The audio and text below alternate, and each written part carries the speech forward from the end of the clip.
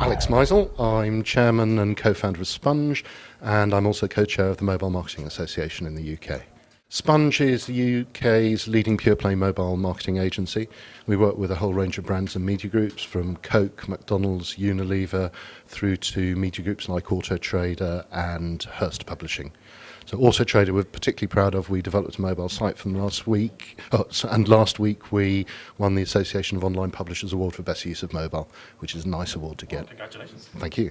Is the mobile marketing industry too obsessed with smartphones? Ooh, fun one that. I think yes, it's a very simple answer. Smartphones currently only have a market penetration in the UK of about 20%. It will grow, and I think we all accept that. Within the next couple of years we can see it being the majority. But as things stand today, too many brands, because they've heard of the iPhone in particular, assume that they have to have an iPhone app. And one of the most frustrating things we find as a company, despite developing apps for a whole range of clients, is you go into a meeting with a brand and say, right, what can we do for mobile? And they say, right, we want an iPhone app. And you dig down and they say, well, actually it's our chairman's got an iPhone and he really wants bragging rights at dinner parties. So I think as part of a Marcom strategy, an app could be considered, but it's much, much more important to consider mobilizing your site and actually thinking about other elements in the communications chain rather than just doing an app. We, together with OpenMarket, were behind a very successful campaign for Coke last year called Gimme Credit. And Gimme Credit was a very simple concept where you buy a can of Sprite, Dr Pepper or Fanta, and you text in a code and you automatically get credited 50p to your handset. So in effect it was a large sampling campaign. It was in fact Coke's largest and most successful campaign last year, so I think you can see more of that happening. And we're currently talking to a range of other brands, but there is a degree of nervousness about committing to that level of spend. And also, at this stage, the operators insist on charging a premium for the credit. So, as you can imagine, that takes a bit of explaining to brands as well. It's very easy if a brand comes to you and says, I want an app. There are the lazy response is to say, sure, I'll do you an app. I think it takes a bit more guts to say, let's sit down and think about whether that is the right approach for you. I was with an agency the other day who'd been to see a big soup brand, and the soup brand wanted an app. And you have to think to yourself, how will a soup brand benefit from an app, especially as their demographic is not necessarily smartphone users? And so for those guys, these soup people, for example, what medium should they be thinking about? What elements? I think it's all about brands need to find a way of creating a closer dialogue with their consumers. So it's all about having a two-way dialogue, and very often that's actually going to be text and simpler forms, whether it's a mobile site, it could be MMS, it could be a whole range of other tools.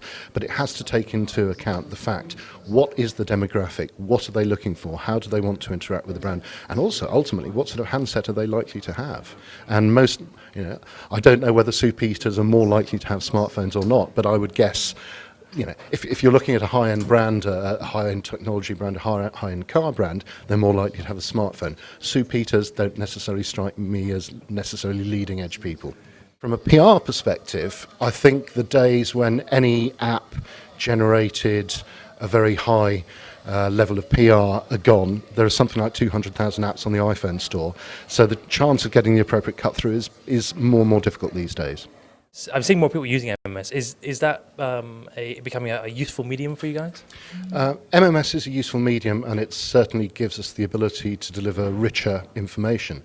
The fundamental challenge we have is an MMS message costs typically 5 times as much as an SMS.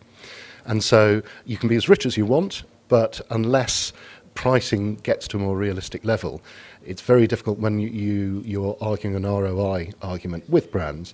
If you're saying MMS will deliver a better experience, but it will cost you 5 times as much per engagement, and the level of response is likely to be lower, it's a difficult sell still. Also, you have to think about handsets. I mean, the iPhone initially didn't accept MMS. Many people don't realise on some handsets there's a different inbox for MMSs. So the level of delivery of MMSs is still lower than SMSs. If companies and brands are looking to get involved in mobile, is it their digital agencies they should be speaking to?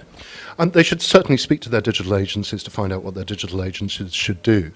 But we're finding probably 30 to 40% of our new business is actually coming from brands who went to their digital agency, found that the digital agency couldn't deliver on what they promised, and we have to pick up all the pieces and clear up the mess. So just because a digital agency claims they know about mobile, check how many mobile things they've done, check whether they really have a mobile heritage. To be honest, at this stage, mobile is really quite a difficult place to be, and you really should be talking to a mobile specialist as well, even if you do go back to your digital agency. I was with BlackBerry last week, and BlackBerry came out with an amazing statistic, which is 99% of apps only ever get used once.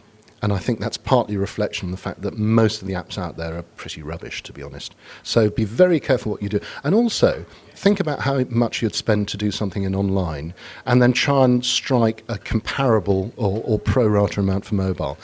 Just because someone comes along and says, I can do your mobile app for £4.50, doesn't necessarily mean you've got a good deal. And if you get it wrong, if the app isn't successful, it will reflect on your brand. So be very, very careful. So how do people get in touch with you guys? Best thing is to email me. My email address is alex.meisl, M-E-I-S-L, at spongegroup.com, or we're on London 0207 612 1910, and we'd love to hear from you. Thank you very much. If you say that Ewan sent you, we'll even give you a special deal. There you go. You got it here. Thank you very much, Alex. Most welcome. Thanks. All the best.